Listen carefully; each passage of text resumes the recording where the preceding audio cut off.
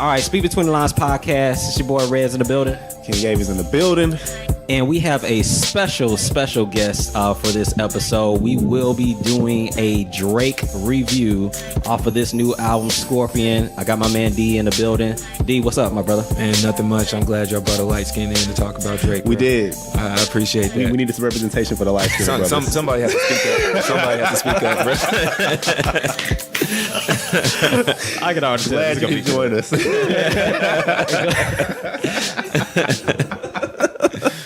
All right, man. So yeah, we gonna react, to this album. I'm pretty sure we're gonna have a lot of interesting takes on this.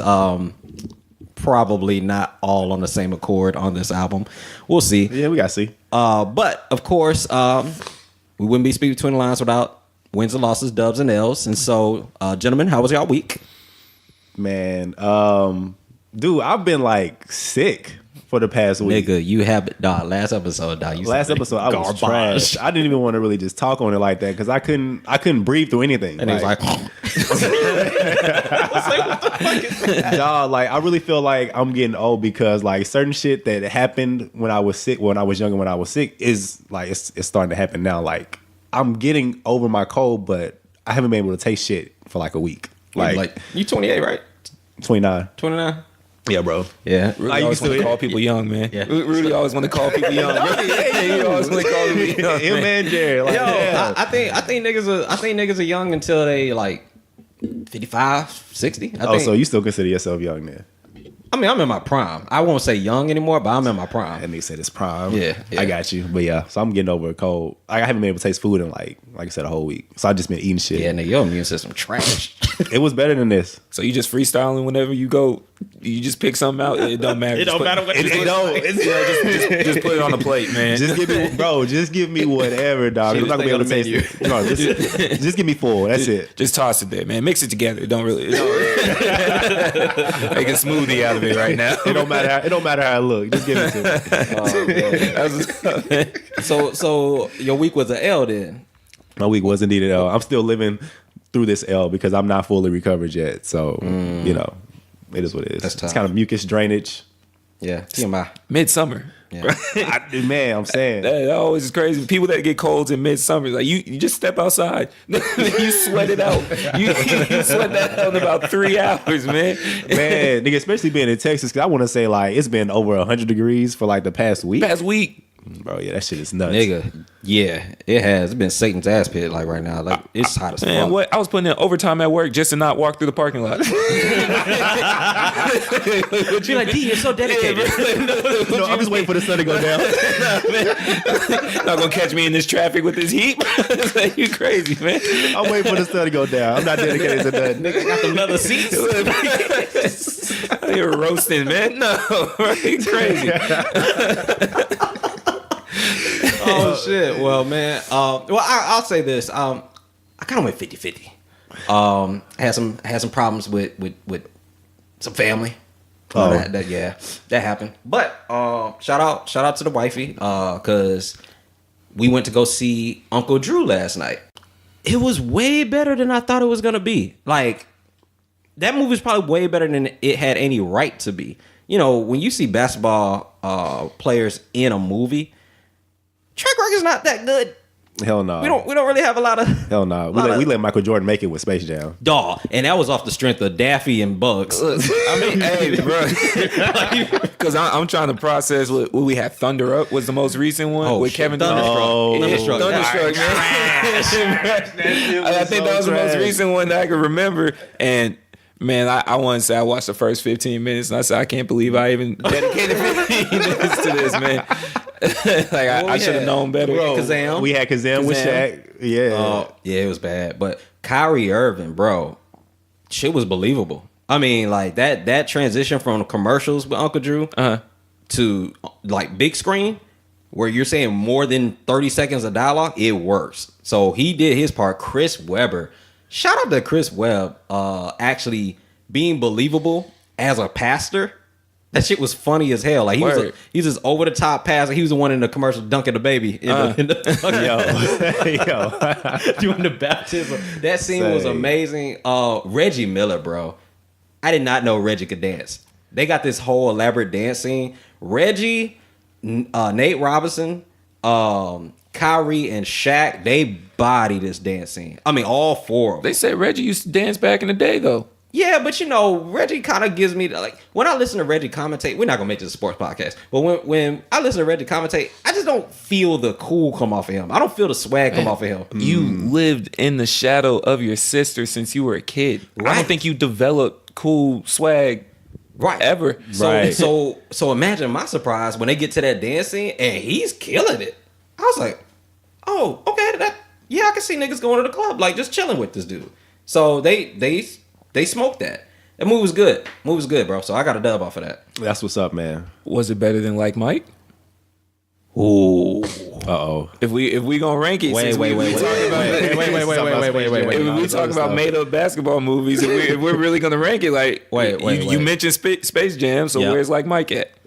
And then Uncle Drew, like where are we talking? Yeah. Okay, so I got Space Jam number one just off respect. Okay. No. You want to know why? You want to know why Space Jam stays number one? The soundtrack. The soundtrack. The soundtrack is. I mean, you had Seal on there. What was that? Fly Like an Eagle. You had that. You had Monica on there. You had Jay-Z and R. Kelly and Changing Faces. Who the hell remembers Changing Faces? But yeah, no soundtrack. I got Space Jam 1. Oh, I think Like Mike. I think I'm remembering Like Mike better than what it really was. So I'm gonna put Uncle Drew second, and then I'm gonna put Above the Rim, and then I'm gonna put Like Mike somewhere down in the pits. Somewhere down in the pits. Is this just hatred for Bow Wow or? No. Because like I don't want to get caught slipping in these streets, and I know Bow Weezy's real. You know when he's not on the made up plane on IG, but. I just remember. I think I have this grandiose memory of Like Mike, and I'm pretty sure if I watched it today, it wouldn't be as good as I'm thinking it is. Yeah. So I'm just playing it safe and putting it down there. Do you remember Like Mike being good? Bro, you just popped the spit bubble on me. like Alani. I didn't want to say nothing. Everybody saw it. You saw it. Did the camera get this? Yo, you know what was funny though? Like my eyeballs tracked it. I was you could have made a whole gif out of that. You just watched it, bro. Hey, I was looking at Rez. I was looking at him in his face to see if he saw it. He gotta look down. I was like, yes, nigga, I'm gonna call you out about this shit. That nigga said, what? I like in my mind, I'm like, is he gonna play that off? Nah, we gotta talk about that. All right, move on. All right, so D, Dub L, how was your week? Man, I took a draw. I'm gonna go with the draw. Okay. Work was long this week, man. Work was long. Then you get home, and for some reason, I be off and on with the sleeping patterns. But then I got caught up playing Injustice 2 and FIFA, and then you got World Cup every day, and the TV's right behind my desk. Oh, yeah. Man, so I just got to turn around and stand up, and I'm watching all the sports for free, man. And basketball's over. I can retire. Legs washed up. Oh, you out? I think I got one good year left of me before I just go ahead and say, you know what, bro, y'all can have this. You have it. Go to the 35 up in the league. Look, man, I got you, bro. I done dominated Instagram this last year with just random leagues and championship photos. I'm cool. I got nothing left to prove. Bro, how do you feel about USA not qualifying for the World Cup? They're garbage. They're garbage. They're trash. See, I don't know how they play, but I feel like, you know, you being in the US, you kind of expect you to be in certain stuff, especially you sports. Pretentious USA niggas. We are not good at everything. We are behind in education. We're behind in soccer. That's not our shit. We're definitely behind in soccer. You have to understand though, USA, I feel like USA doesn't like soccer, or they just now coming around to it because we don't like to tie in anything. Facts. Think of every sport we play. We don't believe in ties. You know how mad people get when an NFL game ties? They ready to riot. Yeah, that's trash. Like they ready to riot. Like we have to lose or win. That's it. We don't want any in between. You telling me we spend 90 minutes to watch you tie? Tie. People get mad sitting at a baseball game for 4 hours just to see a 1-0 score. So like soccer is super entertaining if you've played it before, but it's just now getting that attention because we starting to get older stars that come to America and whatnot. But the talent pools, nah, man. I agree with that. Nah, man.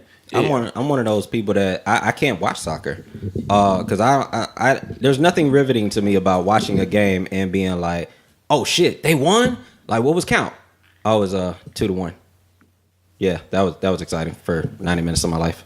And I think the large part is we don't have people here that get as excited because even when the women start dominating, no one wants to watch a mercy rule, especially professionals. Right. You know, when you got the girls beating Costa Rica 10-0. I was there personally when they played out in Frisco, man, just ran away with the game. You started feeling bad. That's crazy. Man. And so when you look at the times that we have now, especially when you have so many sports, it's not like when you go to other countries and soccer is all they got. So they're scouting you like Messi got scouted at 13. That's crazy. He was, That is they were crazy. signed So early. with Barcelona at 13. That is crazy. You know, where meanwhile we're here, we're getting picked up in either baseball, basketball. You know, you kind of hold off for football. You don't really have much. And even hockey's trying to find a way to fit in America. If you live down south, man. Oh no! What you supposed to be doing? Right. So to add soccer into the mix because baseball's supposed to be America's sport, NFL's kind of taking that over with football, and then basketball's just dominating the spotlight. Man, you play soccer in club, and if you good, you end up leaving, going overseas immediately because that's where all the good leagues are. MLS is just now coming up. Straight up. We look like bums when we were qualifying, man. We look like bums out there, bro. That's crazy, man. That is insane. I've been watching soccer for almost a decade now. We looked like trash. And then the teams that beat us are getting mopped up in the tournament, which means we shouldn't have even been on the field, bro. We shouldn't have been out there like that. Okay. So we got what? A L. Well, I kind of went 500. You went 500. 500, man. Okay, cool. All right, so tweet between the lines. We'll take it. Tweet between the lines. All right, man. So this tweet was actually a shout out for our last episode when we had Jasmine on. Ah, yes. Yeah. So this was shout out, Jazz. Yeah. No, that was a boss episode. So this comes from Ian Friends podcast. He said, "I'm going to say this and say this once." Why did you put the dramatic voice on? Because of how she started the okay. Yeah, the no, tweet. No, It was it's fine. Like it's fine. why could you can't keep saying it? You only get to say it carry this on. once. Carry on. So he said, "I'm going to say this. I'm going to say this once. You guys always have a dope podcast, but I must say, this was best. This was the best, hands down." At Jasmine Katrina really showed up and showed out. I was very connected because she spoke my language. I understood everything she was saying, and I do it on a daily. Thanks everyone for the extra motivation. So a lot of people were feeling our last episode with Jasmine. It sounds like. I will take that. I got a couple texts. I know. Actually, I went over to her page and she got a lot of plugs. Just off of what was that one line she said about people would kill for the time that we say that we don't have. Yeah. When she was just talking about, making the most out of, what we have. And so, yeah, shout out to Jasmine. Jasmine's sweet. Check her out. Check out her blogs. Friend of the show. So definitely appreciate that. And, if you have anything that you want us to react to, respond to, or even if you just want to make a comment, hit us up, tweet between the lines on Twitter.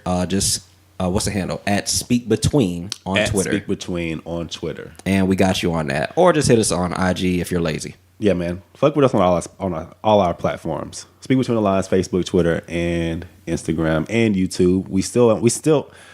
I'm just gonna shut the YouTube page down because I don't know. J-Rob be really excited about that YouTube page. Do we? He does. He does. I think he's the only one watching. Shit, we didn't even, his ass ain't even here for this episode. We didn't even mention that. Shout out to J-Rock. He's MIA right now. Doing big things. We're gonna be talking about that later. So shout out to my man Rock. Let's go ahead and get into the main event. Real quick. Yeah. Okay, go. I just want to know, because I don't want to spend too much time on it, but I do want to know y'all's thoughts on the whole Lee Daniels ish thing with Okay. $2 million. Okay, so explain for the I wanna know, uninitiated. y'all. All right, so Dame Dash apparently gave Lee Daniel $2 million to kind of kickstart his directing career. You said apparently like it really didn't happen. I'm like, no, he did. He definitely gave this nigga $2 million, and Lee Daniels never paid that shit back. I still don't think he's paid it back. But he got called out.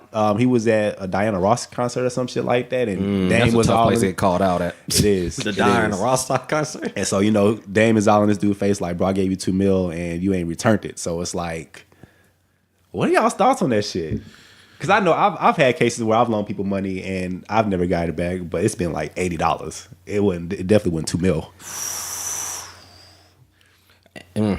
Go ahead, D. So from what I understand, they've already gone to court about this too, and even the judge ruled in Dame's favor, and he still hasn't paid. That's gangster. So, The judge told you. So we always talk about keeping friends and business separate to an extent, but we have to remember that Dame is a business person. He saw talent. Dame has always been known to find talent and make it happen. So when you watch someone, that's the same as when your man hits you and is like, look, man, I don't have the money for gas. I just paid rent. You spot him 15, and then that same night he at the club buying bottles. Yeah. Like what do you mean? So, and then not only that, he invites you out, and you had to drive for the gas that you already paid for him. Oh my god! And then he's still buying bottles. So you just mad tight. So Lee Daniels has obviously blown up in his career. Exactly. Right? Dude is a hot commodity, especially now that producers are getting sniped down left and right for whatever past transgressions. You got the golden pathway, and you just gonna hold on to $2 million? $2 million. I'm Dame Dollar, bro. We gotta talk. We really gotta talk about this. So I respect it just because, like, I think he hit that breaking point. One, like you said, you had a Diana Ross concert, so I don't know what she's singing to you that really hit your soul. To say I gotta charge somebody up, So shout out to Diana Ross because them voice, them vocal cords were hitting some, but it's now like we were talking about off the podcast. It's a principle thing. Yeah. You just officially ducked me. We already know that there was probably phone calls that have been avoided, text messages that just got left on read. Yeah. So now when I see you, I gotta address you. I gotta address you for what it is. $2 million. That's a lot of damn money, man. The sad part is because like while you're talking, I'm looking this shit up, and it's not like this dog. He's asking for $2 million back. He had to sue him for $5 million. The nigga's net worth is $20 million. Bro. He did Monster Ball. He did a lot of shit. Like, he's not asking you for the world. He's asking you for The money back. $2 million. But $5 now because you're playing with my emotions, but facts. Interest. I gotta charge you interest, dog. But if we saying he's worth 20 and you give 2, man, that's a huge percentage of your life worth. Now, I feel like I could put Are you you saying on. because he has to pay taxes? Possibly. But here's the thing about what you just said though. That $20 million that you're worth may not have happened if I didn't loan you this $2 million. We could do a payment plan, my guy. You know what I'm saying? Like, we could do a full payment plan. Okay, but you give me 100. If I don't want to say like $100,000 a year. I know we still talking in large figures, but You got to give me at least something, man. 500. Something. Like, I agree. I give you 4 years, 500 a year. Like, well, but how long has it been since he gave the $2 million? Because you're gonna give him another 4 years after. yeah, that's real. No, I'm suing, bro. I'm sorry. He already sued. Yeah, I'm sorry. He won the case. Yeah. And he's still ducking the man. The way I look at it is he gave you the opportunity. Now that I ran up on you in person, it unfortunately is just whatever happens next happens next. Yeah. Yeah, that seems to be that conversation. Got to put his goons in his life. Whatever happens next happens next. Like, because Tap Benny Siegel. right, so when you come to that point where I don't want to say I made you, but I pretty much raised you since you were a pup. Exactly. I've seen you when you had nothing, so I know where your weak point is. Oh Man, Niggas saying they made lead. I say, okay, so make another lead. Here's the argument I made. Here's the argument I heard about this too, and we can get off of it and roll on to Drake. Somebody said that, well, it was an investment. right? And you can possibly lose your investment. And so But apparently, he won. no. But here's the thing, though: the $2 million that Dame gave Lee Daniels was for 2 particular projects that didn't go good, and so. Yeah, It's the but whole argument of shit, you no, lost your money. I'm not rolling. I'm not rolling with it, but that's the argument that some people are making. It's like Because one project that doesn't pop always, typically can be linked to an opportunity to do another project that pops. So, I heard you. I heard you do this, and it didn't really go, but I saw something in that. So I'm gonna give you an opportunity on a bigger stage. Nah, I'm not rolling with that. They call that reasonable doubt. Yep.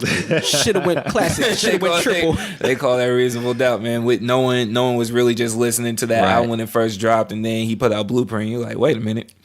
Let me backtrack. Let me see what else he's put out. The only reason we went back because Jay told us. He told you to. So the same way that Lee put out 2, if you call it a dud, it still went back. It got attention because whatever hit, now you're like, okay, all those people that are coming up now and saying like, I want to be like Lee, and they're studying him from the beginning, you are now getting those plays, those streams, those buys. Mm-hmm. So even if it's an investment and you haven't returned on my investment, because if I invest $2 million, the same way you do stocks, you're supposed to be putting something aside where I get some type of interest eventually.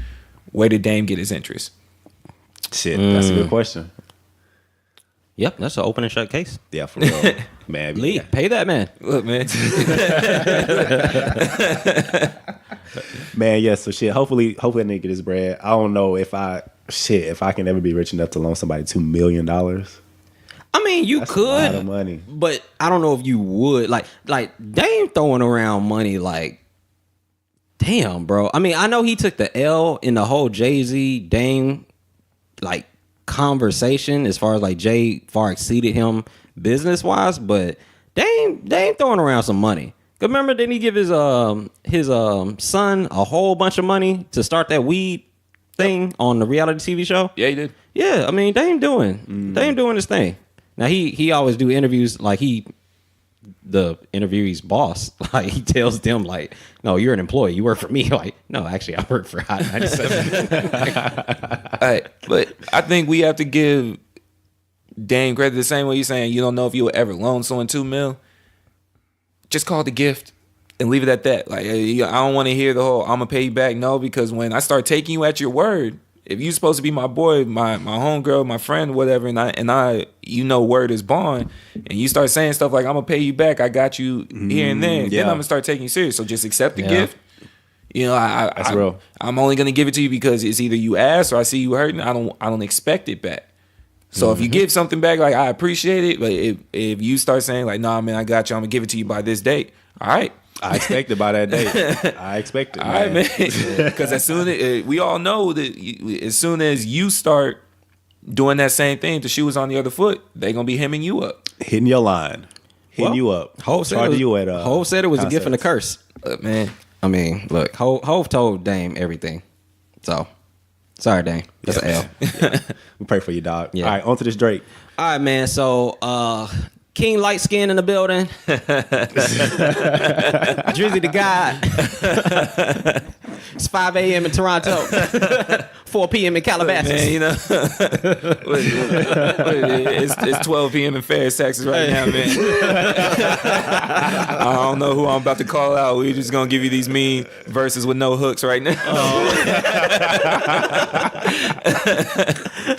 Mean verses, no hooks, man. Oh, my God. So King Drizzy has finally made his presence felt in 2018. He just dropped his album, Scorpion. Yes. After making other huge news in 2018, you are hiding a child. Man. I'm sorry. He's not hiding his child. I'm not mad at what he's doing with Lil Adidon. He's hiding the world from his child. He's not hiding his child which from is the world. a fire line. That's a hell of a spin. Is it?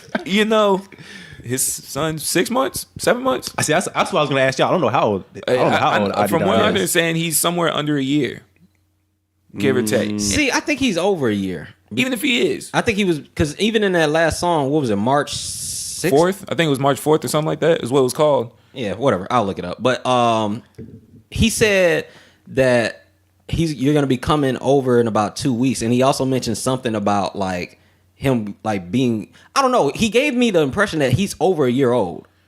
Even if, and I remember that rumor coming out like over a year and some change ago. That random tweet she had posted saying, "Fuck Drake, he's a terrible baby dad," something like that. Oh, I didn't even see that one. No, I heard it on the radio. Yeah, I think that was like 2017 or that was something. Sophie? That was Sophie. Yeah. From the Twitter account. Because TMZ kind of snapped off on it like TMZ always does around that time frame. So even if we spot the child 2 years and you saying you hiding the world from your child, Right. what is your son necessarily going to absorb at the age of 2? March 14th. That's what March it was. 14th? Okay. What's your son going to absorb at the age of 2? What's March 14th? My bad. Apparently the birth of the child, I would assume. Got you. For March 14th, 2017. I'm Or this assuming year. it's 2017. Okay. Because he would have had to have that track done relatively quickly for them to do the edit. I don't know. Maybe the kid's 3 months. I don't care. Listen, that's a terrible line. On the surface, it sounds dope, right? He went to the school of Joe Budden. Joe Budden is like really famous for like doing those lines. It's like, okay, well, I'm a sleeping insomniac or some stuff like that. Like he'll do that. So Drake did that. The line just doesn't work though if you're talking about a kid that's 6 months or a year old that doesn't know anything about social media. So what are you exactly hiding from him? It's not like you put the filter, the parent filter on his IG. He ain't got a page. I don't know, man. I'm not mad. I'm not mad at that line at all. Really? Absolutely not. I mean, I'm not even mad at that. Really, that situation of him saying that he's hiding his child. Like, if he don't want his child to be in the limelight, in the spotlight of his life, you know what I'm saying? Then keep him out the way. Because once somebody knows you, because here's the thing about social media and the time frame we live in now. Like, people and fans think that they're entitled to the life of a celebrity and they should know everything that's going on. That's not the case. Like I said, I hardly post anything about my daughter or my wife on social media. It's rare and I ain't shit. So I can only imagine like if I had stardom. Give yourself some credit. You say what? Give yourself some credit. No, but I mean like I'm not if he's seriously, and like I said, I can only speculate, but if he's seriously saying that, look, I don't want the child out in the world like that and be, surrounded by my stardom, whatever what's going on. I'm trying to keep him out the shadows. I'm not mad at that. Now, if baby mama's on Twitter talking about Drake ain't shit, you know what I'm saying? Yeah. That's a different conversation. That's but tough. as far as him, man, I ain't too mad at it, bro. I'm with you, and I'm gonna let D get in here in a second, but I'm with you until the press run. So on one hand, you're like, well, I'm not hiding a child from the world. I'm hiding the world from a child. But you got an Adidas press run tied into the reveal of your son. So how are you going to do a worldwide press but not put him on the World Wide Web? That's true. That's true. It's kind of hard. That is true. So complicated. Yeesh. See, I agree with you on what you're saying. If you have a certain mindset about it and you prefer to keep your life private, that's perfectly fine. But if we're going to run with the speculation that apparently he's a horrible baby dad. I ain't saying all that. No, that's what the speculation is. Yeah, that's So you got baby moms tweeting you saying that you're a terrible father, and then rumors going around that you've only seen the son twice. Well, he even said that in the song, I think. Okay, so that wasn't good. If you've only seen the son twice, what are you necessarily hiding him from? You can't with what you just said. I don't post my wife or my daughter that much, but you see him every day. So it's a different conversation to say. It's like, all right, I may not be letting the world into my love life, but I'm present in my love life. Yeah, I'm doing everything that I'm supposed to do. So for all the attention she feels like I'm not giving her to make sure that the world knows about us, you give it to her directly and say, here I am. If you only there twice, so are you and your son even on the first name basis? Right. You know what I'm saying? That's a good question. So if you've only been there twice and you're not doing your end of the bargain, like, don't get me wrong, at least I'm assuming he at least financially supports, if we're gonna run with this theory. Right. And even, some people have their sentiments about that. It's not the same as time. We know that, but if you've only seen him twice and then you were gonna lead him into a press run, I agree, man. That's corny, bro. It is corny. That's corny. So when you go back to that line, he's like, I'm hiding the world from my child, but you were about to put him on 3 stripes. So you left Jordan. to pull a DJ Khaled, and then you were just gonna act like you were just Father of the Year? Because everyone would have bit for that. If nobody knew about that line, for all you knew, he was there the entire time. And if she would have tried to speak up, he would have shut it down. She had no. He's not gonna date her, so he's just gonna call her the crazy baby mom. And then next thing you know, you have an album about that. About her being wild, man. And he gonna put that picture of him turned around in France, like as an album cover, bro. Like, so. I mean, and again, it depends on when he wrote the song. I mean, even in the verse, he says, "You ain't even met your grandfather yet." So he barely met his grandfather. Yeah. No, he said you haven't met him yet. He barely met him. Oh well, yeah. Like, what are you saying? Damn it, push. You know, I'm trying to keep pushing. I'm not even addressing that. I'm addressing the fact that in his album, he said, "My dad still owes child support from 1991." Yeah, that's crazy. So that's crazy. So he got them suits though. So you know. You don't want to say the apple doesn't fall far from the tree, but you calling out your pops, but in the same time you love him in the media and you confused. I understand. You know, now I think about it, I understand why you're hiding the world from your child, because bro, you don't know what's going on with your pops, and you're not fully equipped, I guess, yourself, because it takes time, man. And just to defend Drake, I do get him on this point. The internet's vicious. It really is. So you reveal the kid now we know who the kid is. It may not hit the kid at 6 months or however old the child is, because they have no concept of the internet. Mm-hmm. But we know who he is now. So when first grade hits, second grade hits, everybody's on his head. Like, because kids are mean. Yeah. And so especially if he's not in the child's life. Like, right. So imagine like a kindergarten or first grader, and you know my wife teaches, so I hear these stories. These kids ain't for the games. They popping shots. Right. Be like, nigga, your dad Drake. I know more about your dad than you know about your dad. Like, you know what I'm saying?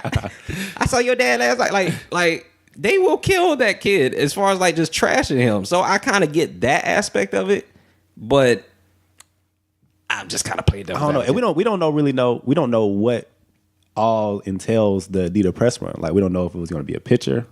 We don't know if we're going to see the child. We probably just going to just find out that he has one. Yeah, I just kind of wish Drake would have probably held off on that Guppy freestyle until after the album dropped, because I'm pretty sure there were some songs on that album that we probably would not have gotten. We know there was some lines changed. Yeah, absolutely. We know there was some lines changed. Yeah. I wonder what the original album sounded like. But he did the Duppy freestyle about a month ago? It would be close to a month. Yeah.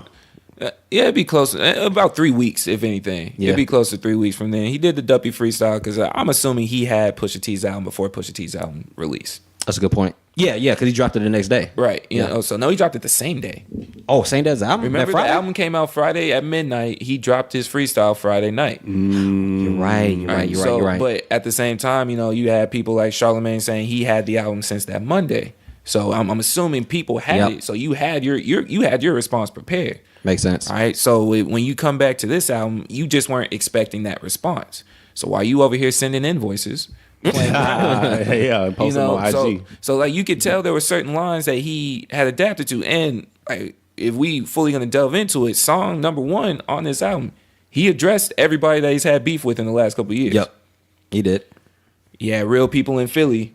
Meek trying to out like right. He had bad boys that were actually playing real bad boys and not acting. Yeah. I don't know. He called it when that Diddy like you're not sliding that one past me. He said I had a real scuffle. I was like, I don't know if getting slapped is a scuffle. Did he piss off? Huh?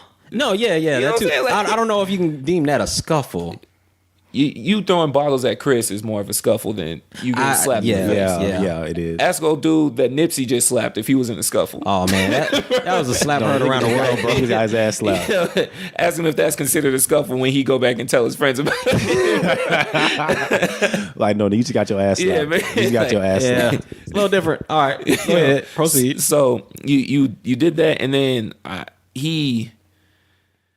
was still waiting for him to address Joe. Because if you already went Meek, Diddy, and then He's scared of he was Joe, gonna say bro. something about Joe, but he really kind of skipped over that. He's scared of Joe, man. And then kind of danced around the whole Push thing. And I can't remember verbatim, but when I started seeing chinks in the armor in this album. Ooh, okay. Let's talk about chinks that. in the armor in this album. Okay, The main Chinks. line that's really stuck out to me, I've given this album 2 complete listens. When he said, "The crown is broken, but I still have majority of it." That's not the Drake we've been hearing. You ain't these kidding. last couple of years. I must have missed that verse. Because remember, just fresh off of More Life, this man said, "I'm top 2, and I'm definitely not the second." Top 2, I got one, I Damn, got one. so this nigga showing weakness. I think he shook, bro. I think he shook. So Well, let's deep dive into that. Okay. So there's a lot that's happened to him though, like that's deteriorating his reign. So obviously the Meek shit probably was the most significant blow initially, because before that he was talking about, what was it, first name greatest, last name ever, all Right. that shit. Yeah. When we thought he was writing this stuff, so he was trying to position himself to be that guy. Like even in 5 a.m. or 5 p.m. What was it, 5 a.m. in Toronto? He was talking about how every song sounded like Drake featuring Drake. Yep. Like, and he was right. Like there was nothing but truth in that.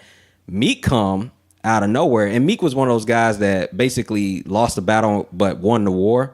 He was like the sacrifice for hip hop to reveal an ugly truth about Drake, and he completely altered that career. So that happens. Then what happened after the Meek shit? Oh, the and people not gonna give Joe credit, but them songs, especially that first one, Making a Murderer? Making a Murderer, bro. Drake wanted no problems with that. And the sad thing is, Joe, I hate that you did it. I get why. I wish he would have let the Drake No Shopping verse hit first, so that people weren't looking at Joe crazy like, oh, this nigga just dissing him just to, try to get clout. No, Drake dissed first, and Drake has a history of doing that. He will pop shots on people and then hide his hands. He threw a shot at Drake or at Joe. Joe murdered him. He wanted no parts of that. And so I guess that was a template for basically the Pusha shit. Maybe we should have expected Drake to tuck his tail and run, because he did it with Joe. But I mean, was the Joe situation the same thing that the Push situation was? Well, we got people big heads in his ear talking about don't make that move towards. No. The Joe thing, to me, outside looking in, that was just fear of like, I can't out rap that dude. And Joe was revealing a lot of shit that we all knew, kinda. It wasn't on Pusha's level, but the whole, we want the next party album, but you keep stealing Party's album to make your party album. So he's alluding to the fact that, yeah, you're not authentic in what you're doing. The whole Jamaican accent, one moment he's Jamaican, one moment he's, hip hop or Canadian, like he doesn't know what he is. And so Joe started breaking him down from a psychology standpoint that this guy is like 8 different people signed to 5 different guys. And so you start losing credibility on your record deal. You start losing credibility on you being able to write authentically. You have lost one battle just because you omitted, you didn't want to take part with Joe. Then Push comes with the kid shit, and Push is the crowning jewel of that deterioration. Because now you're attacking the good guy image. He's been strategically trying to push this good guy image probably like for the last year, like trying to get back to that side. Well, your female audience, that's gone when you put the kid out there like that. See, I and we didn't even mention Kendrick. No, well that's what I was going to touch back on, because if again, man, you said the crown is now broken in pieces, right? So when I look at the Meek thing,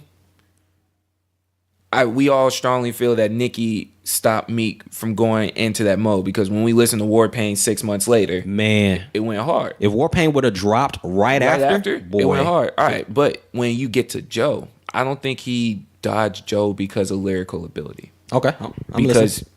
he did still address Kendrick on Nothing Was the Same.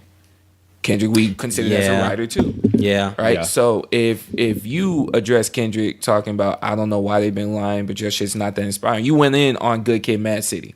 And I ain't gonna lie. Look at my that wrist was is fire. already platinum, right? Yeah. You know, so it's not like you're dodging a lyrical warfare. I think you avoided Joe because Joe has always been clear on the fact that he has nothing to lose. Real, yes. You can't battle someone that has less to lose than you.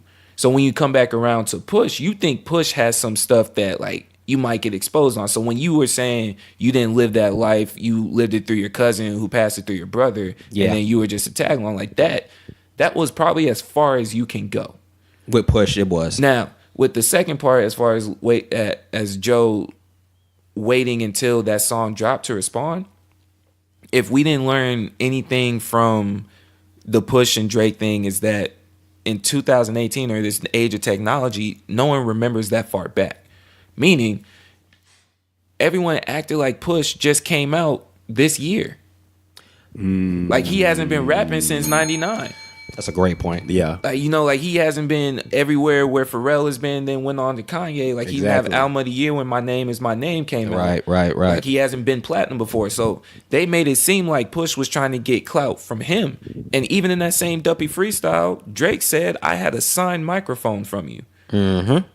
But Push But the is new. signature faded. You know, but Push is brand new. So I don't think it really mattered as far as with Joe, like who dropped the song first, because they don't remember it like that. And they're trying to say that, oh yeah, you know, people are just going at Drake to get clout. Drake jumped in front of this bullet for Wayne, but was the same person. That's true. On Tuscan Leather talking about don't get hit by a bullet that wasn't meant for you. Oh, come on. Come on. That boy came ready. You know, so like you came ready. So you can't play hypocritical. So now you've taken all these chinks, and I agree with you. He's trying to get back to the good guy. All right, you know. Sorry, Chance, you had your 1.5 year run. It's over for you now. Yep. You know, Drake's backing that good guy for a little bit, because when God's playing hit, all them Kit Kat commercials Chance was doing went straight out the window. Going. He got a chance to fuck out of here. Because you look, Chance slid in that small opportunity when you and I talked about this before. Chance slid in that good guy role that Drake now has to come back to, and this is all tying into Scorpion. When Drake got into it with Meek, he did Meek so bad that he looked like a bully. Because he kept bringing it up. Kept bringing it up. You did a whole OVO fest where you were playing memes in the background. Bro. Yeah. That's nuts. So like this whole, you know, I'm an emotional guy, I sing to these women, whoop whoop, and then you started doing that. Like, man, it is one thing to be like, all right, man, everybody is a human, but you went full petty. Like you went to a petty level that no one was used to seeing from you. So you became the villain. You became the bully. Right? And then you turn around and you drop something like Views that Joe roasted you on. Like everybody roasted you on Views. Yeah. So Views is trash. You lost your nice guy image. You're a bully. And now you're putting out subpar work. And so Chance slid in. Yep. And he had his moment. So Drake had to reconfigure himself. Chance got lucky with, he was already a nice guy getting put on. Then he dropped Ultralight Beam on Kanye and went nuts on St. Pablo, and then you rolled in the Coloring Book, which was a gospel album. So a nice guy is taking over. Mm-hmm. So now Drake, what did Drake do that year? What was that, 2017? I don't think he did anything. He didn't put anything out. Because he took a year off. in the last track on what was the album? The last one. More Life. The last track, he was like, hey, I'm gonna take a year off. He literally told us he was disappearing for a year. Yeah, and he didn't drop anything. Exactly. Wow. Like, what was he gonna drop? So boy was ghost. So you started doing random stuff. Like you pop up in TV appearances, you do whatever. You went completely quiet. You had to give it a little bit of time, and unfortunately, Chance's train just ran out. Because I fully believe. Oh, it's over for him. You know, I fully believe there's nothing he could do after, you know, Coloring Book. So Yeah, you it's let a it wrap. die off. Chance has his moment of where he slips up with the whole I'm with Monique thing, and then he got backlash from that. Yep. Oh. So, you know, Yep. when he's so young in the game and he starts to falter, and then, okay, now I could put out God's Plan and get back in that favor.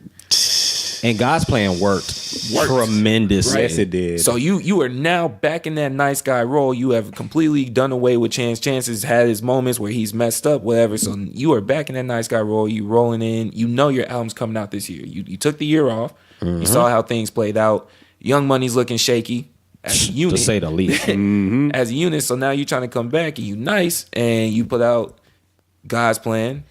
Nice for what? And then Don't forget that Migos track. did the Migos track. That was huge. All right. So you do a whole video of you walking around giving out money, dapping up people, and those same people have met you the same amount of time as your son has. I understand.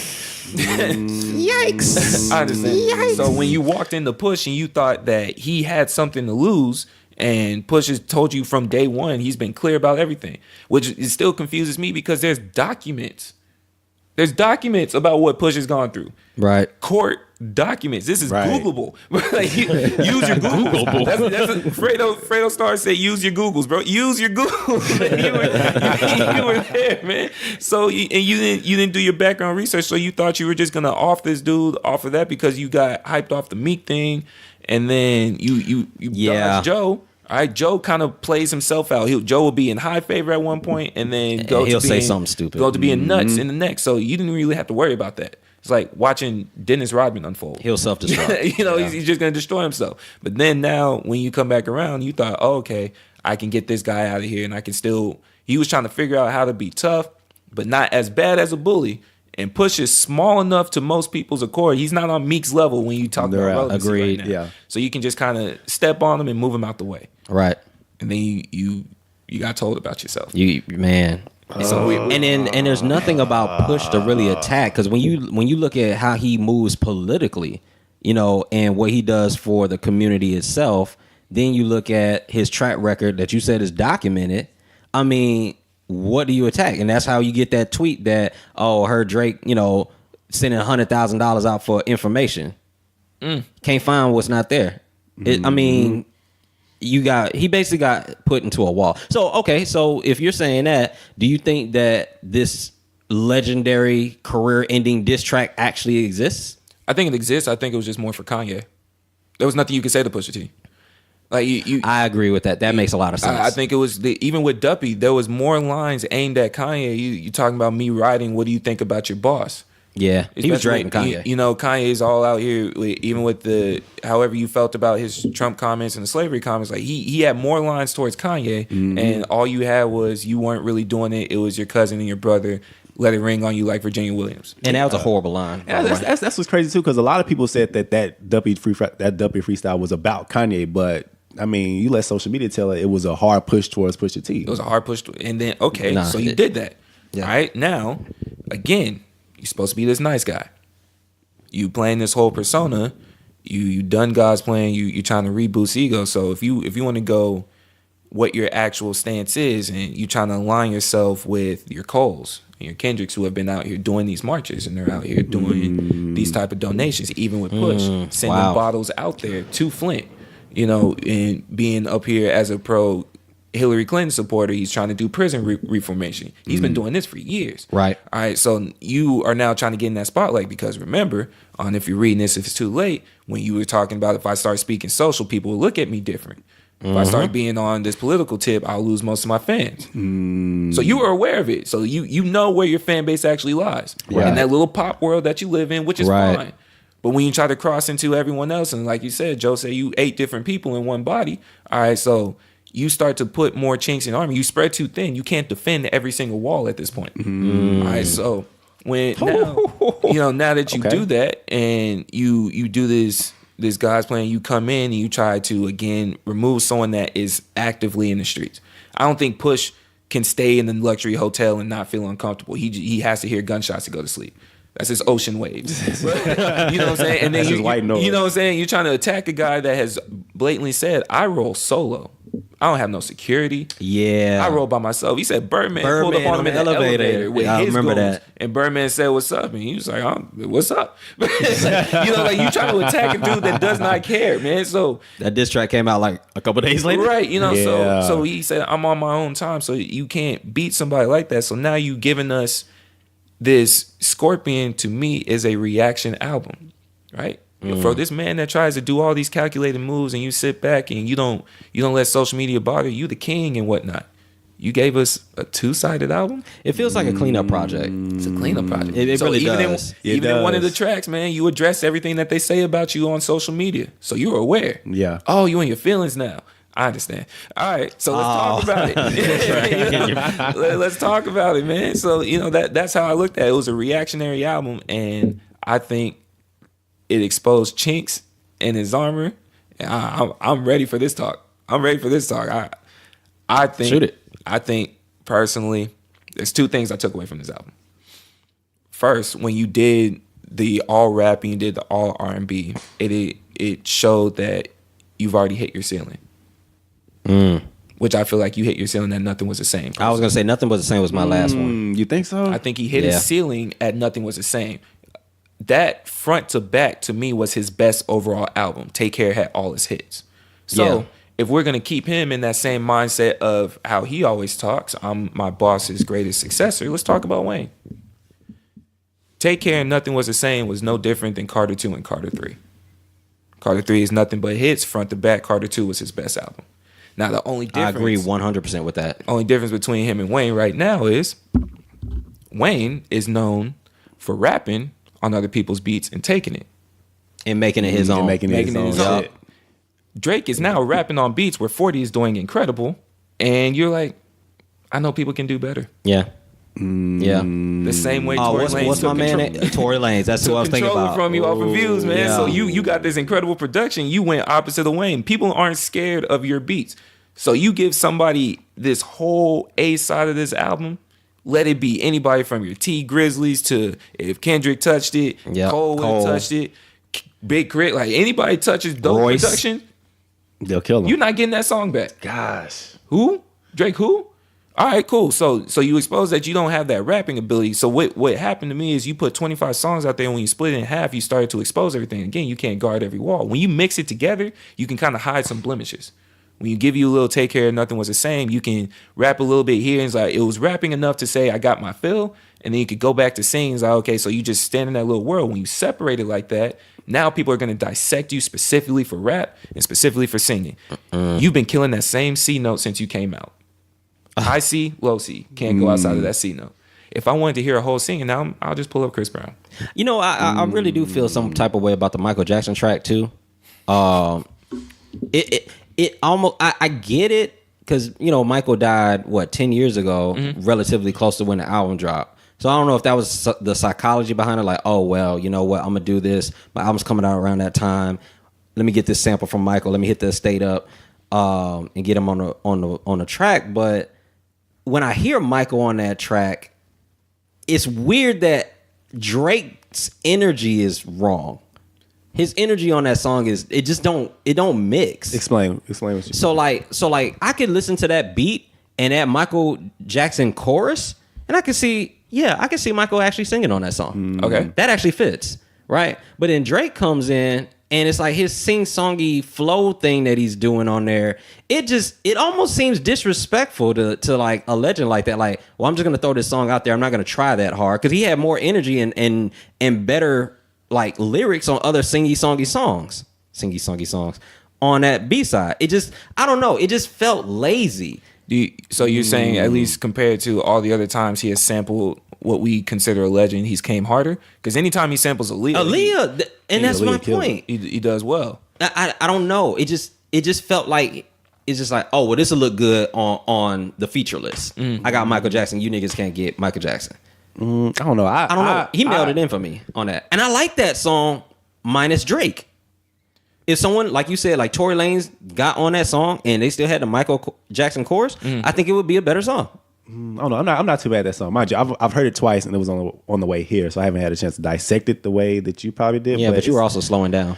I was slowing down. I was slowing down a lot. I'm not too mad at that song. I don't know. I don't know. When I saw the track list and I saw that, I said, "Oh, that's gonna be a banger.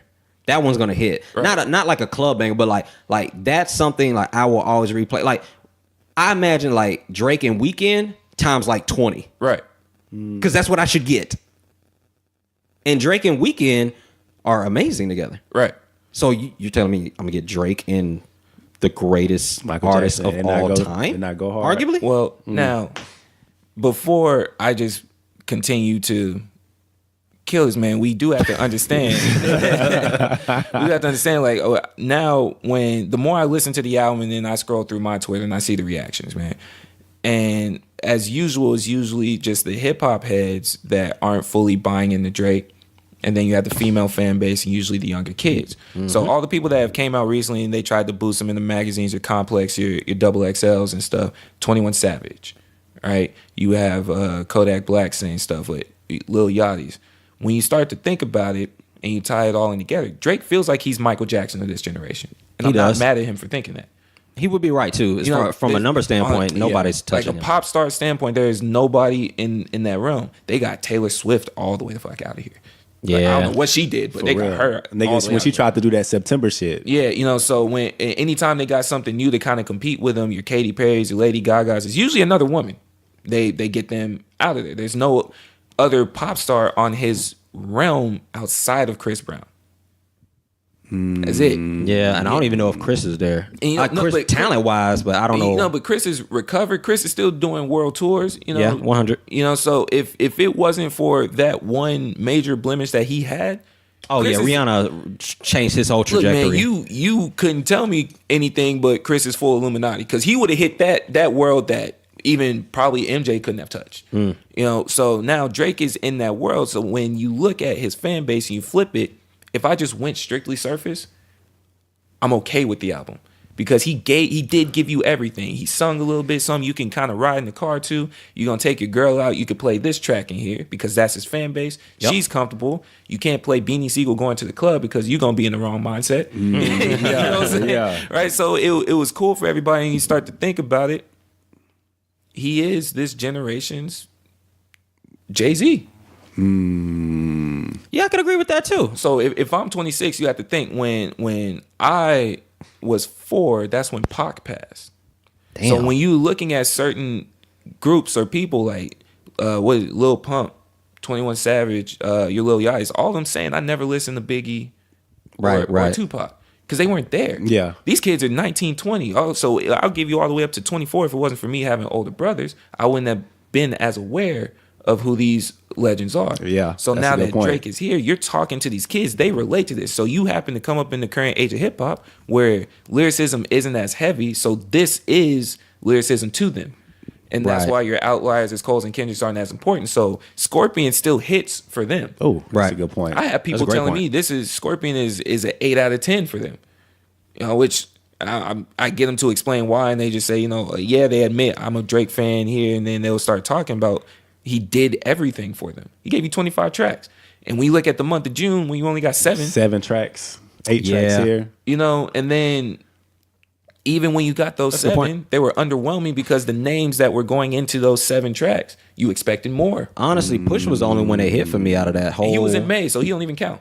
Oh, damn. So everybody. He was in May. Yeah. You got let down by Nas. That's insane to me. That's nuts. You got let down by Nas, man. Like you have to let that fully. Hold on, wasn't that J.Cole song? That J.Cole song. I let Nas down. Nas let you down. And I don't even blame Nas for that. I really truly blame Ye because I feel like he did some shit. With the track I think he did the opposite of what Push does. He sent Push the production and Push will write to it. I think Nas already wrote, and then Kanye just took the stuff beats. Up. Yeah, he did that same shit with Tiana Taylor's album. Yeah, boy, Tiana was hot.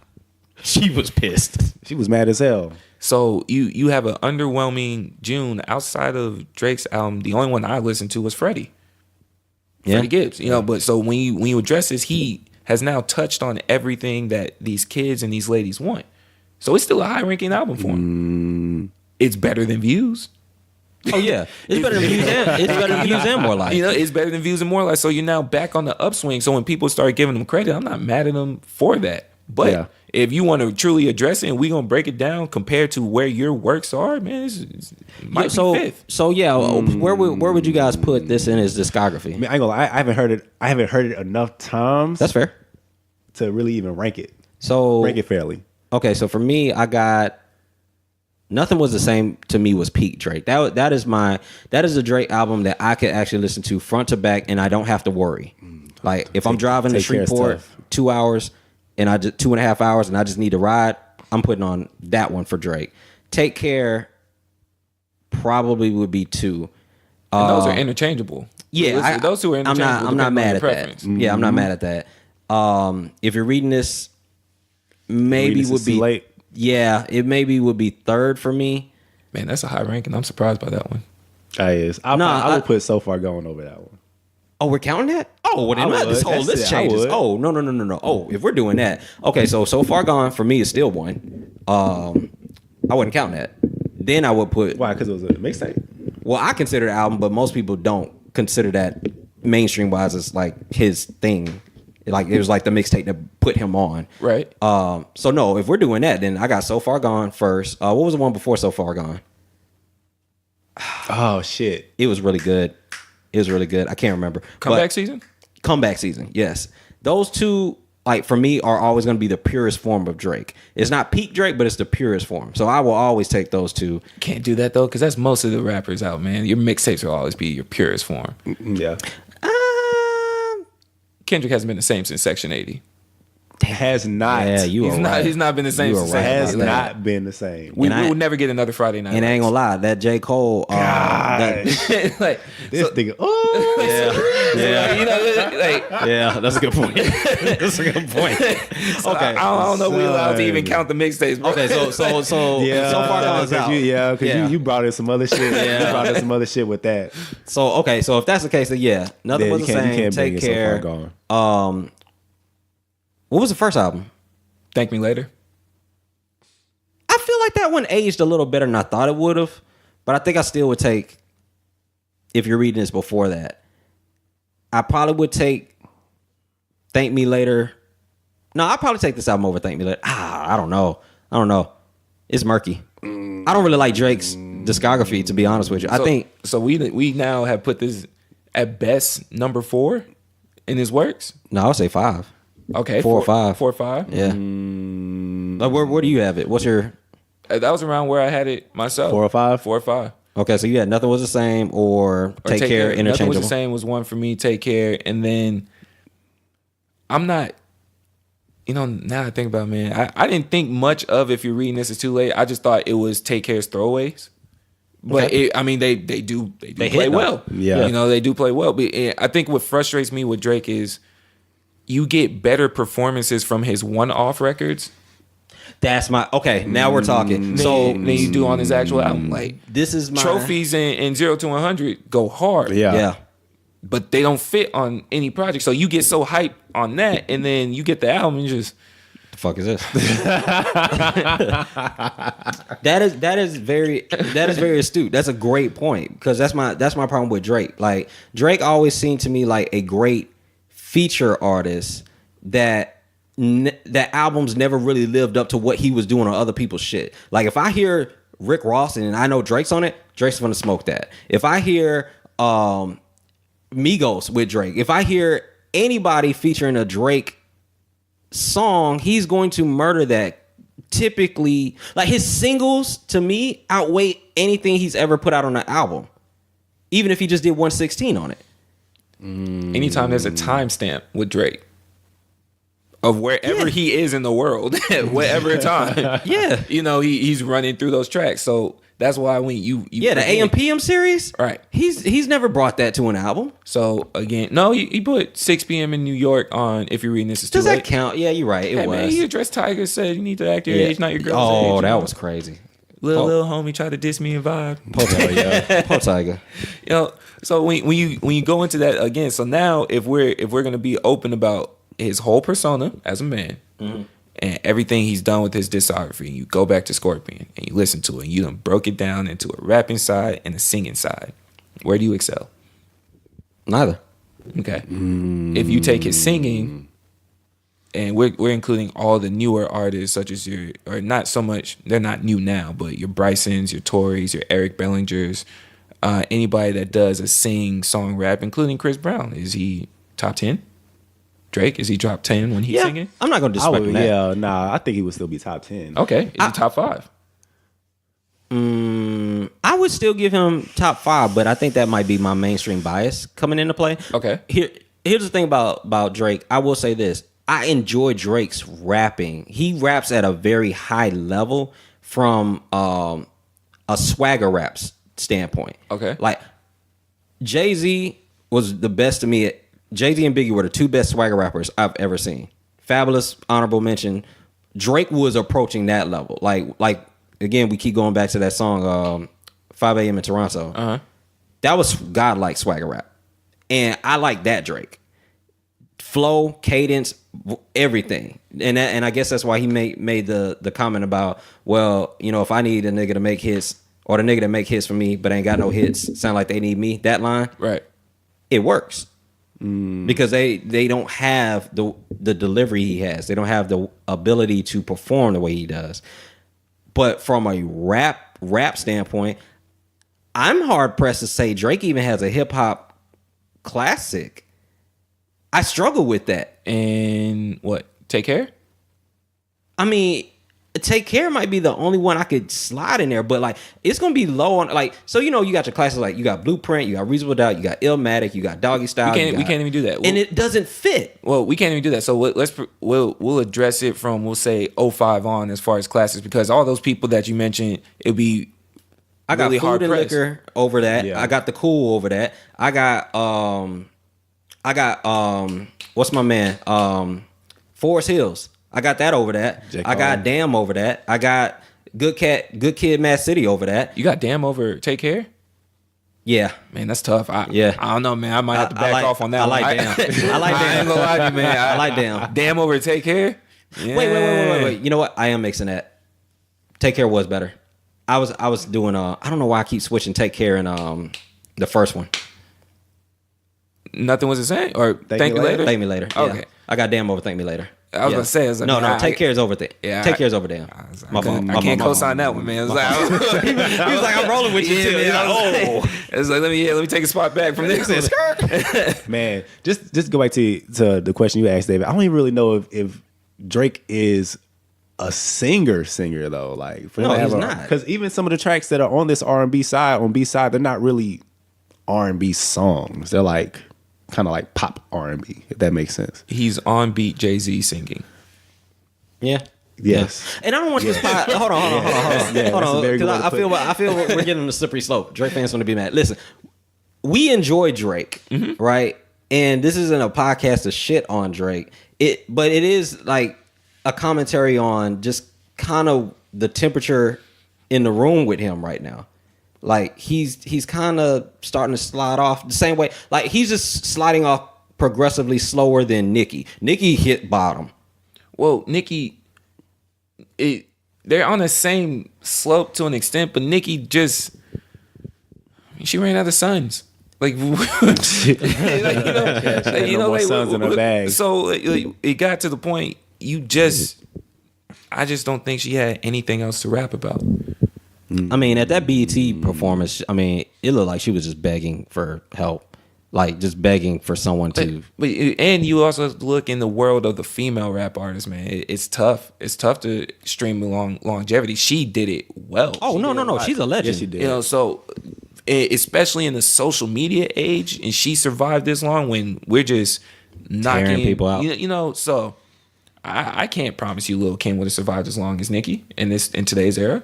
That's a good point. I can't say Eve would have went as far as Nicki.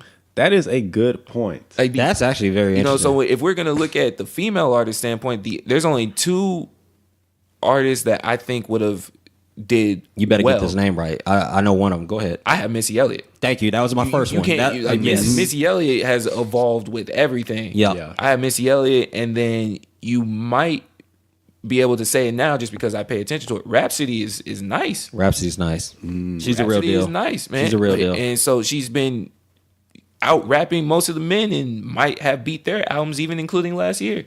You know, so we have to give Nicki credit. So I just don't know what she has left to rap about. But as far as Drake goes, I think when you really take a step back from him, you see the people that critique him in the negative light, usually on average we'll say 29 to older. That makes sense. You can't. I can't tell you the last time I seen someone that is anywhere from below 29 say a negative thing about him. He is their GOAT.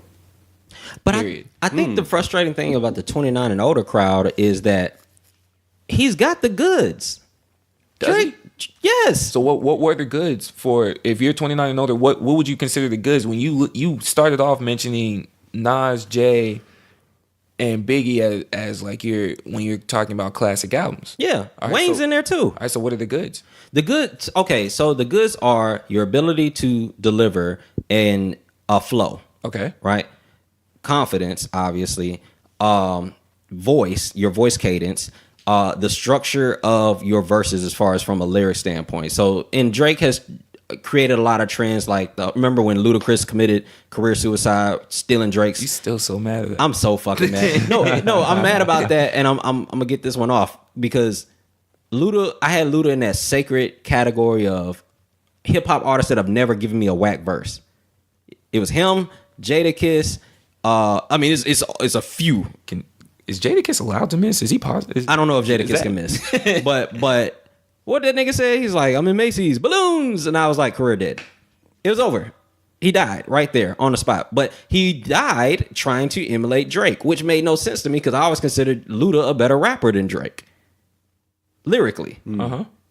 And the thing with Drake is Drake just, whatever it is, when you look at someone and be like, okay, that nigga has it. Drake has it. So for us older, 29 and up, we're looking at it like, yo, nigga, you got everything you need. Just fucking rap. You have an enjoyable style of rap. Just rap. Just do it. Okay. And commit. It's like he never fully commits. He half-asses so much shit, and it's frustrating. And when he tries hard, it's usually on a one-off. He tried hard on the Guppy freestyle or the Duppy freestyle, and we were like, oh yeah, he hit that. He tried hard on 5 a.m. He smoked that. When he tries hard, we're just like, oh my God, this nigga, if he just gave us an album of that, he solidified. He's solidified now just because his numbers are so ridiculous. I was gonna say that too. I mean, shit, he might not think he needs to try hard. Because, he doesn't. Shit, if you look at it now, I mean, this nigga got the #1 streaming.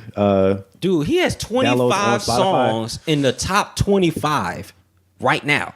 Yeah, That's insane. I want to ask y'all. So, because Drake caught a lot of heat with the whole story of Adidon and Pusha T. Do you You're think the first person I've heard say that correctly. what Adidon? Everybody be like Adidon or the Don.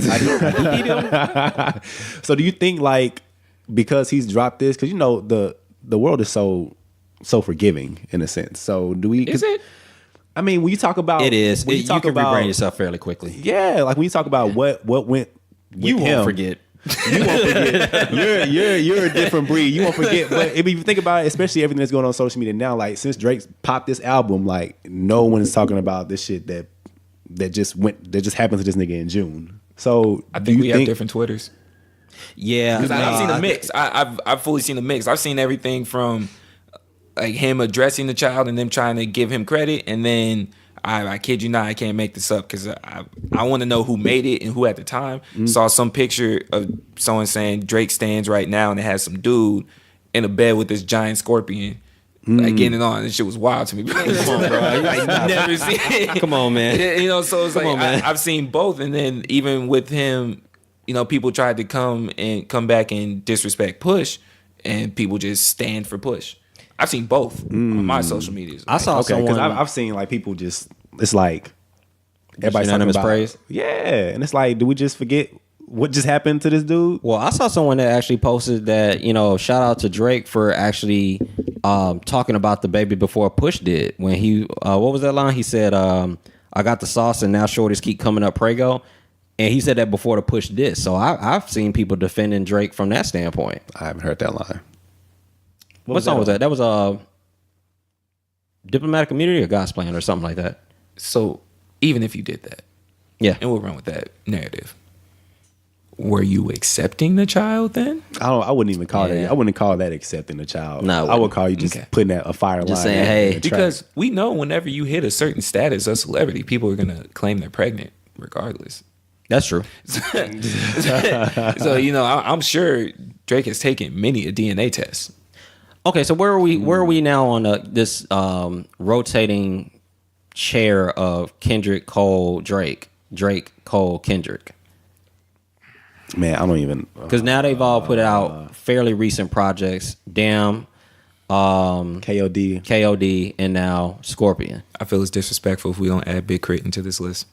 Well, I mean, you're gonna have to feel we'll go with the you're gonna have to feel disrespected. Yeah, we'll go with the popularity. Yeah. That's cool. Man, a lot of people sleep on Big People Crit. sleeping on Crit, bro. Crit go hard. Crit is so underrated, and I hate it for this nigga. I think he's a better writer and rapper than the three we just mentioned. That's just me personally. I wouldn't be mad at you for that. And that wouldn't be the first time that's happened. You know, so but we'll go with the popular standpoint.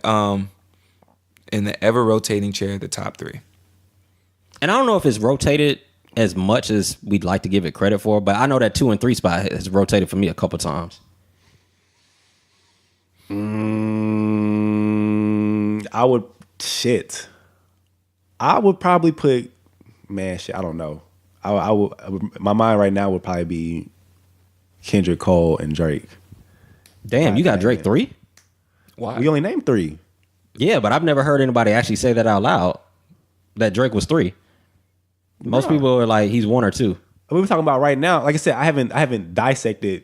Okay, Well, just even with the collective works, you haven't gotten a chance to dissect it. But with if you put their discography, and we're gonna go strictly albums. We'll say strictly. Yeah, just albums.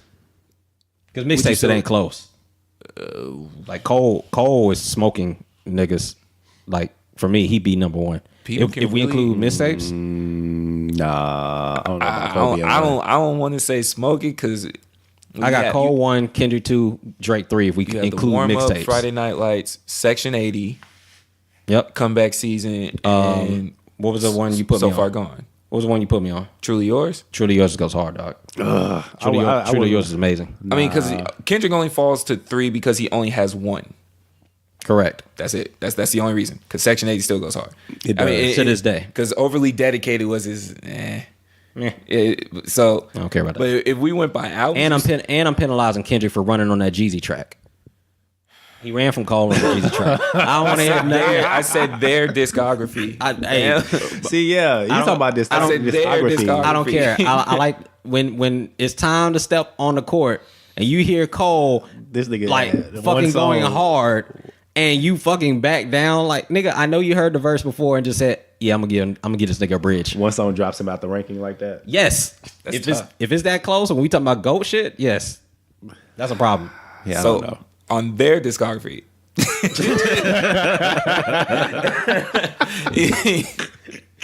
Because if you're gonna say one song drops him out the rank, we've seen legends. No, I didn't say it. Get washed on tracks before. Wait, we seen who? We've seen legends get washed on tracks before, including Jay-Z. Okay, let's talk about it. Well, hold on. Table that. Okay. Let's give me your 3 first. So, if you go with their discography, even with you only getting the surface of Scorpion, you still have Drake 3rd? No. If we're talking about discography, then I would have Drake 1. Just me personally. Oh, it top to bottom. Yeah. Gotcha. Is that because he has more albums out, or you think his quality is better? I mean, you can argue that he has more albums out. I mean, but in a sense, no, that's actually factual. He has more. Yeah, he does. So that would give him the advantage, at least over them two. But if you go 500, yeah, we going quality, quantity. What are we doing? So like, is he still number 1 with quality? Shit, man. Does that Future album count? Because that ain't that drops. No, I don't count that one. Okay, good. Okay.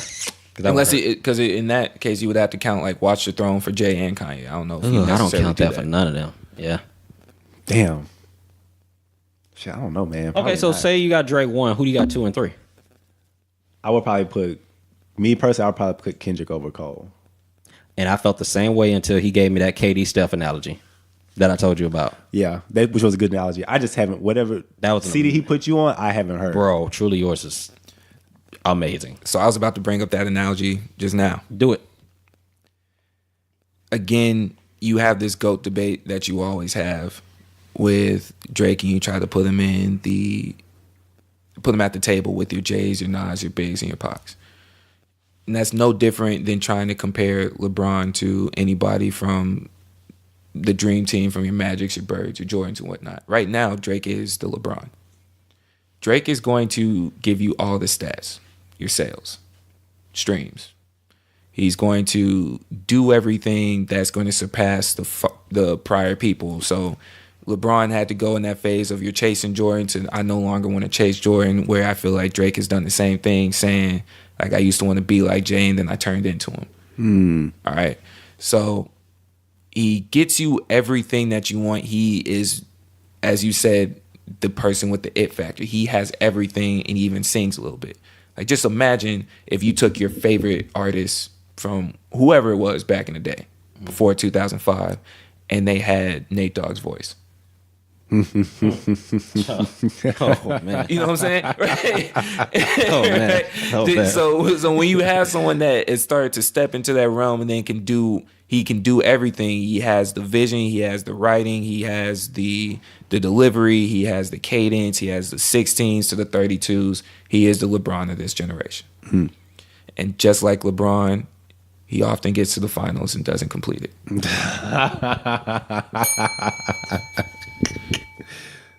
He has a few championship rings. We'll give him Take Care. We'll give him Nothing Was the Same. Yep.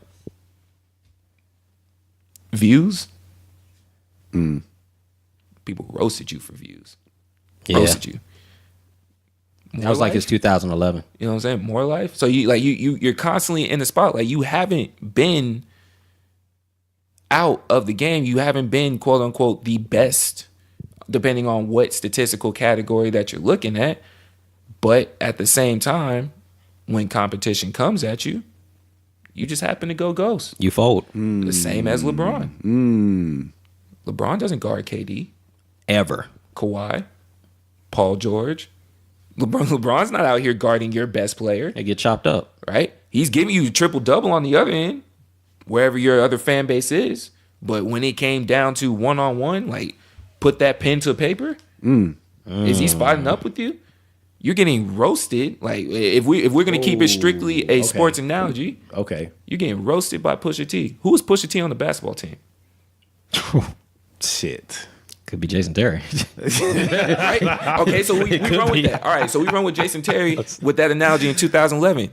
Nigga couldn't miss. And you smoking. Yeah. You dropping Could not miss. game winner, game changing shots on Bron. And he was doing. If you're doing game changing shots on LeBron James, that's the equivalent of Pusha T damn near slitting your throat with his diss track. LeBron limped away from every finals besides one, and I don't know what that one will be the equivalent of Cleveland beating Golden State, but LeBron is Drake. He's going to give you all the statistical categories, but he's not always guaranteed to finish, and that's why that GOAT conversation is still constantly had.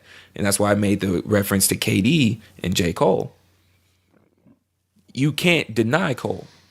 You can't deny that that unguardable shot that KD has. You can hate him for whatever reason, but to say that he doesn't have the best offensive game in the league right now, I wish you would. I wish you would. You hate him no matter what he does. You felt like he was the beta when he was in OKC. He didn't take over at the right time, despite the fact he was giving you scoring titles and MVPs. You felt like he ran away from Russ and went to a different situation, even though Russ has now proven that whenever you leave him, your stats just, I don't know, go up. They go up. They get better. All right. So, and you go and you join his championship team. If you want to talk about championship team, he signed to Rock Nation.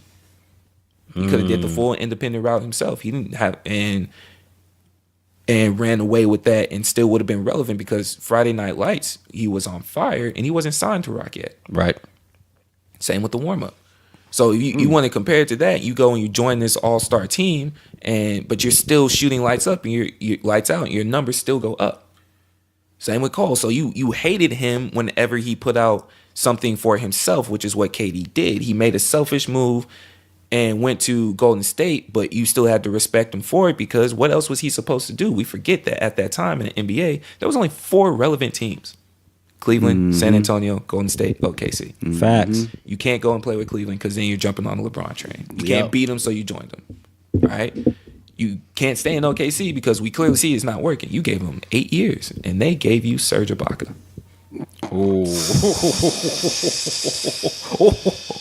Shit. No. Right? So you go to San Antonio. He's smoking this. You go to San Antonio, you might have something with Kawhi. It'll be difficult to work out, and y'all play the same position. It's redundant. Where else was he gonna go? If you were trying to win, where else was he gonna go? So you hated him for going to Golden State the same way you hate For Your Eyes Only. Ooh. But then when he won that championship, you still try to hate on him when he came back with KOD. And you try to nitpick little things like, oh, he's picking on Lil Pump and these little kids. It's not the same. It's not the same. I miss Friday Night Lights. But you still know whenever that man is featured, he ain't going to miss. Facts. So whenever LeBron is looking at you and you see the 3-point line and you do it in the same exact spot for 2 years straight. Yep. And hit that dagger for the game. Yep. Game 3. And you still putting up 41. That's where I have him. Now, I don't know who I can reference for Kendrick because... Remember you had Steph Curry. Did I? You talked about the burst. I said it then. I don't know if it's the same now. Okay.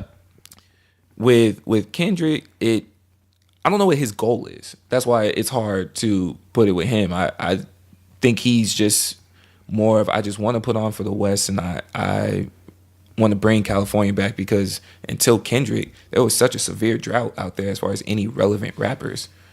Like Game was trying to hold it down. That's by including himself for 10 Game. years. Yeah, I was about to say. You know, he was trying to hold it down for 10 years. So we had nobody else. So when you came on that scene, I guess you can still make the Steph Curry reference, and you can debate who's more important between him and Cole, KD, whatever the case may be.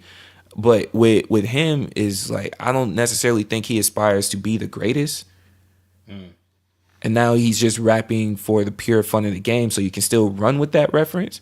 Yeah, that's why good stuff. I was quick to go with the KD, because I don't know who else I can necessarily make that reference to. I wouldn't disrespect him and say Harden because he is an assassin, but like I'm not gonna say if he had to defend himself, Right. which Harden doesn't. Like if someone went at Kendrick, that he would shy away from it. You know, Right. that type of situation. So it's harder to make a reference for Kendrick, but I still stick with LeBron is Drake. And then now it's up for debate if he truly is the number one player. Because you have all these stats, but you're not winning. Are you really the best at what you do? You're an incredible passer, but you're not the best scorer. So when you start talking about it all around, Drake is the best all around artist. But if we're just going to put pen to paper, if we're talking about I need a clutch verse right now, I'm picking Cole. Out of all three of them, I'm picking Cole. I agree with that. And even if you want to run with the LeBron analogy from the 2011 where we're saying, okay, well, Pusha was Jason Terry. Well, remember, LeBron was coming off getting credit for shutting down Derrick Rose. He's been riding that. One game on Derrick Rose. And that was mostly D Wade, right?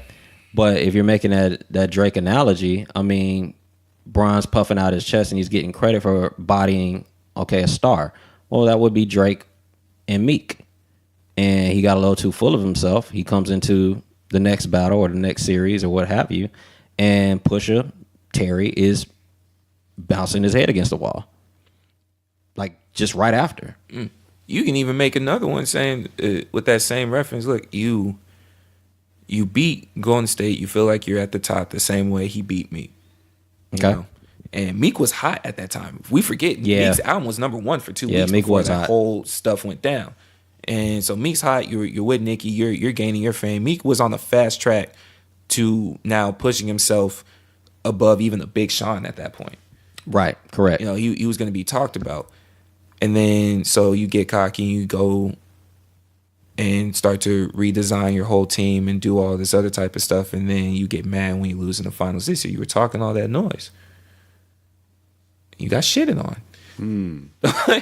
You flat out got shitted on. You threw away your supporting cast the same way Drake does with his relationships, right? You were peak for a reason. You were friends with Rihanna.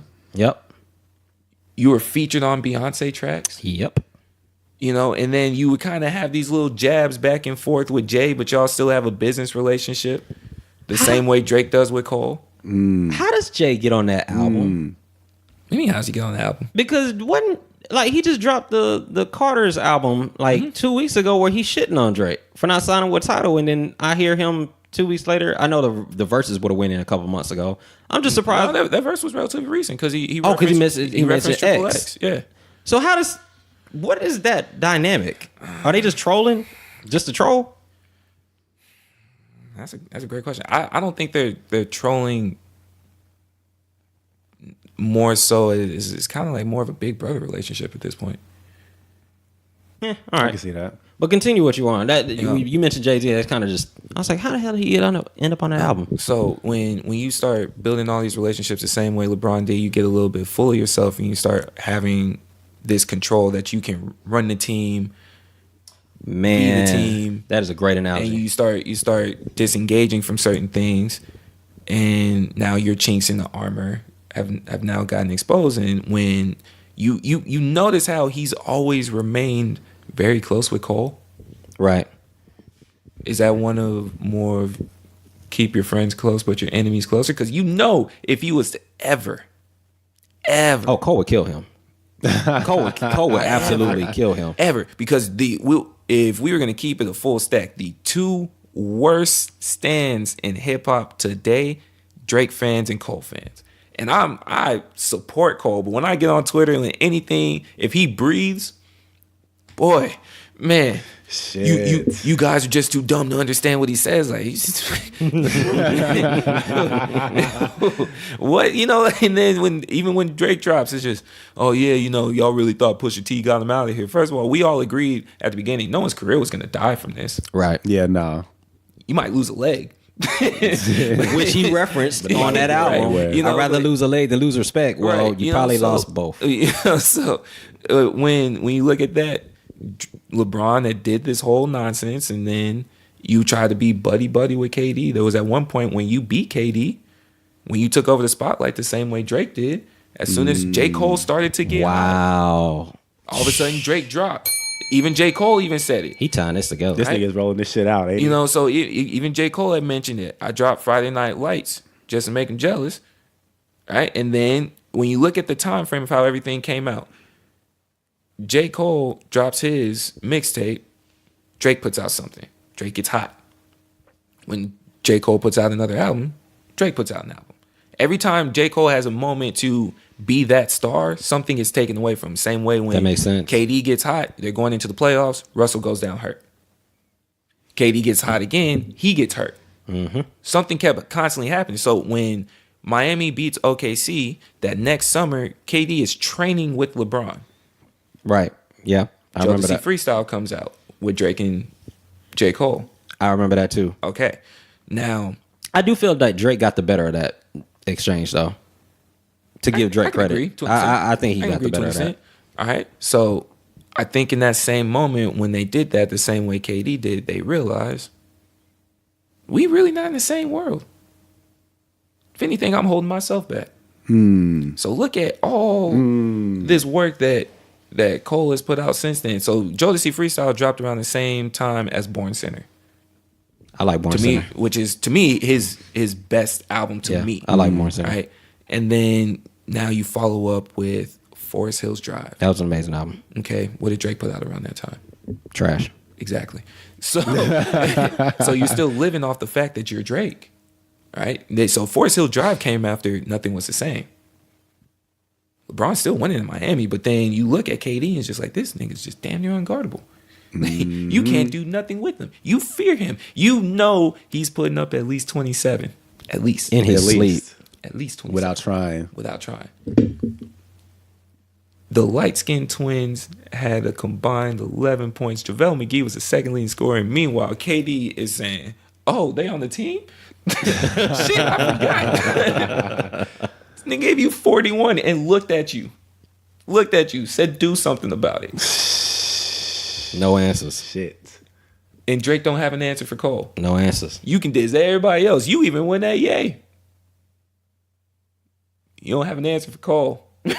Cole is that KD assassin. You want nothing to do with that problem. You better go call up Kawhi. And that kind of ties into LeBron texting KD. Yo, you want to meet up in LA? That's convenient. Wow. That shit ain't happening. That was amazing. Dude, you broke that shit down. So I personally have, the way I look at it is I don't expect Cole, nor do I expect KD to be this all-star great defender. As far as I'm concerned, I think they're in the same realm as defense with LeBron and KD. No. I think they're in the same realm. I think KD might be a better on-ball defender. KD is a better defender than LeBron now. Okay. So when you look at that situation, if we went offensive categories, if people want to say, You know, people want to say, oh, yeah, LeBron's a better passer. You know why? Because nigga don't got the jumper that KD got. KD don't have to pass. Good point. J. Cole no, don't he have to get don't. other production. what do we say? You know, like J. Cole figured I could do it myself. Why would I pass it to you when I know my shot is more money than yours? Facts. Even if they put a hand in my face, when I jump, there's no longer a hand in my face.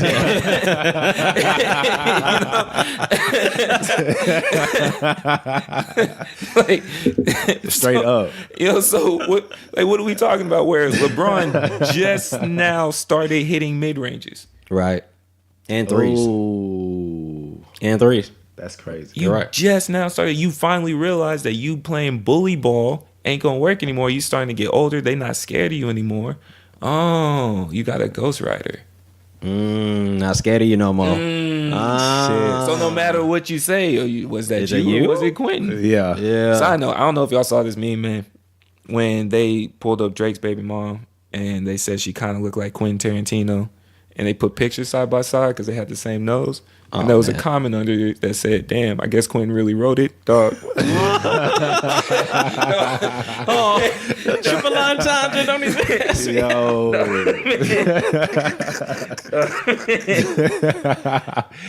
Oh man. I was stuck, Bro, that shit But is no, crazy. it's the same thing. We see, all right, when Draymond Green got in your face. Draymond Green, if we want to keep going with these analogies, is Meek Mill.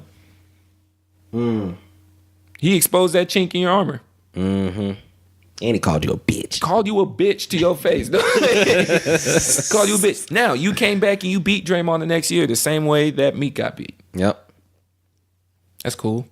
Meek survived, came back, did whatever he got to do. He's now He bigger than he was. Way super bigger. relevant than, right now. Yeah. Yeah, he is. Super relevant right now. Right? He got humbled and he came back the same way Draymond did. All right, so we are no longer scared of you. You're not going to fight us. You have this mom complex while Delonte out here running around with Miss James. Get a little dicey. What, you know what I'm saying? What did Push say? Oh, Sandy been looking kind of lonely while you've been talking to your pops this whole time. Oh my God. Don't do it to him deep. Keep going. Like, so, Oh my so when we going gosh. with all this, meanwhile, you got someone out here that is standing for his mom like he always does. KD gave the whole speech. You are the true MVP, right? Cole always bigging up his mom, even with her cocaine addiction. Always bigging up his mom. Shit.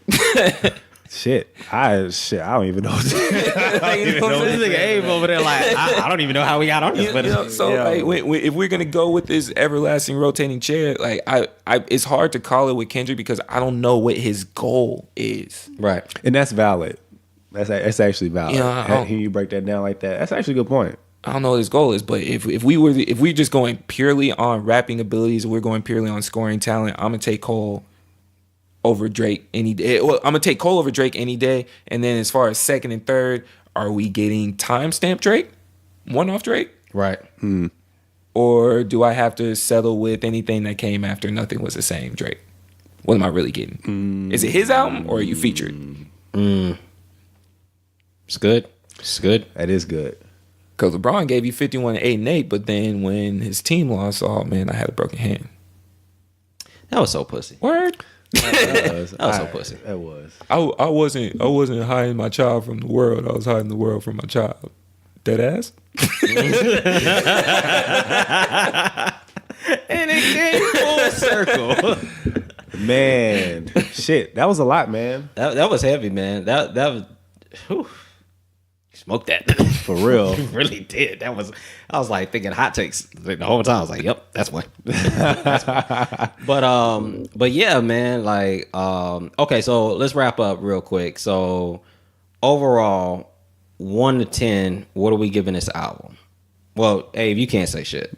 I can't. 6. You say six? If we're comparing it strictly to Drake's work, 6. Okay. That's 6.5, but okay. 6. Yeah. Not mad at that. So other than that, man, speak between the lines. You know, if you like what you heard, if you agree or disagree, you know, definitely tweet us at Speak Between on Twitter or What's the IG?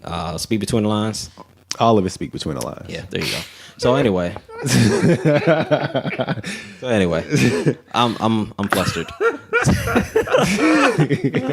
So comment, like, download, share, and we'll keep it moving from there. This thing said everything's between the lines. It's not because the Twitter thing, because I don't ever be on Twitter. He said it's so disappointing. Like, nigga, you supposed to know this.